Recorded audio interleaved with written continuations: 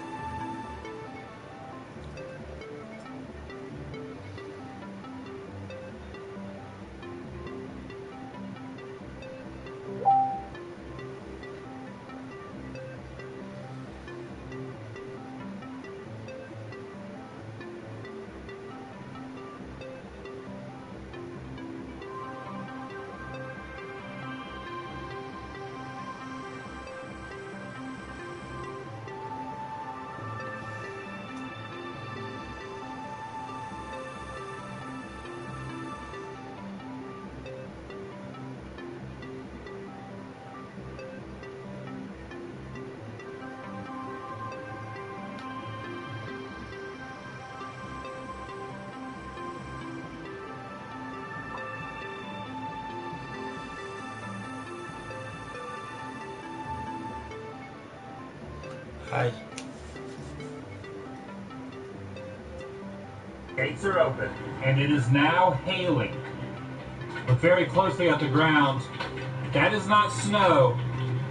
Those little nuggets of white, that's hail. That's not good. Welcome everyone, Adam the Woo here. For 1 hour, early in the mornings, on most days, Graceland will open up their gates and allow folks to walk up to the meditation garden to pay their respects to the king. So I have parked next to the wall, and I'm going to make a very short pilgrimage in the rain. It's my second channel, Daily Vlog channel. It's the Daily Woo. I sound like Elvis, right? There's really not much more room on these rocks to even place your memories and mementos of Elvis. The rain has subsided. But take a look at this, over the wall. For nearly half his life, that was his home. And I get to walk on that path. This is the first time in my life that I've gone past these gates. Good morning. Okay, thank you. The security guard told me, do not go up to the house. Stay on the trail, but do not go up to the house. I think it's fantastic that they allow people to do this and do not charge an admission fee for those who just want to stop by and say hi to the man himself. I make money. I'm gonna take my memo. Yeah, On the other side, that little pond. My memo like where he is good. laid to rest. Even in the rain, even in the stormy weather, people are out paying their respects.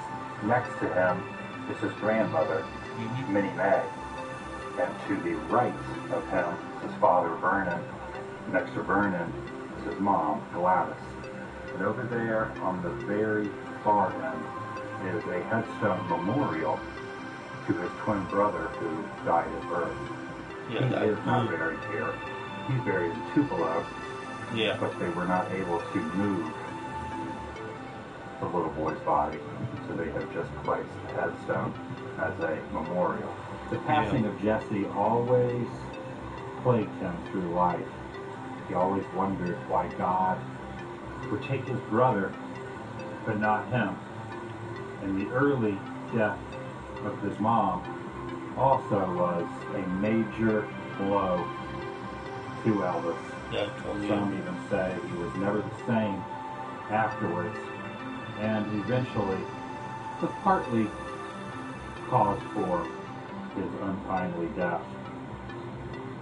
It's amazing to think that his body now lays to rest here at Graceland, a place he loved. He could have lived anywhere in the world, but he chose Memphis, Tennessee. Of all places, this is where his heart was, this is where his memories were, this is where he wanted to be. This statue bearing the family name engraved at the bottom has an interesting backstory, because Elvis and his mother were not originally placed here after death, and neither was this. On August 16th, 1977, the second floor, directly in the middle, pretty much behind those pillars to the back, right about here was where his body was found. In fact, his bedroom was up here. Once the news got out, it did not take long for people to start showing up, first by the dozens, then by the hundreds, and then by the thousands at the gates. 2 days later, the funeral was held on property, and the crowd grew even larger. People wanted to get one last view and say their goodbyes.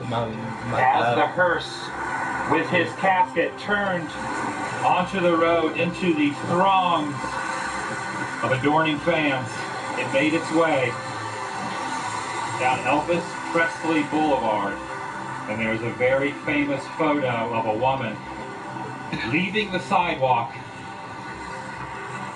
and running up towards the car. A lot of tears that day, a lot of emotions running through Memphis and the world. It might just be me, but I think it's pretty cool that Large Marge is the only one parked in front of the property right now. Whoa, it's starting to rain again. Not only do I really like the guy, but I have another connection. I was born in Tupelo, Mississippi, just like he was. This is the exact route that the funeral procession took. About 3.5 miles up to Forest Hill Cemetery, where he was originally laid to rest.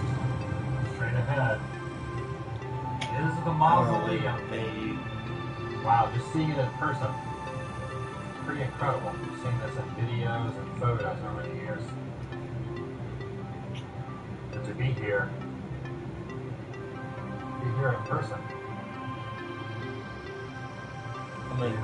The entire property was so engulfed in flowers, you couldn't see any grass or concrete or anything in front of the structure. And it was said you couldn't even find a florist anywhere in the vicinity that had any flowers remaining, because people purchased all of them. A few photos were taken that day, including one from this angle. This headstone was here.